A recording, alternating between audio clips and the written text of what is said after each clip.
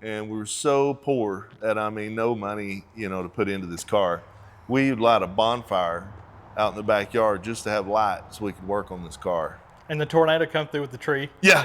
We didn't have anywhere to pull the motor and pull motors back there. So we were makeshifting 4x4s and nearly getting killed and everything else. And because my dad wasn't into this, nobody was helping us do anything. Russell's my buddy, man. He was an A+ good friend, you know, right there. And we were building his car too. He had a little Triumph GT6. Okay. But we're building a Chevy 2, and a tornado came through Dallas and laid a tree over, which was great because then I had somewhere to pull a car under to pull a motor. Well, I'd pull it and it would lean down, you know, it'd winch it down, so we stuck a post under it. Well, the wind blew one day and it lifted up and the post fell and knocked a big dent in my damn car. So we had to wire it around the tree so that when the wind blew, the post would lift up. We made it happen. Oh, that's awesome. But yeah, that was my first real hot rod.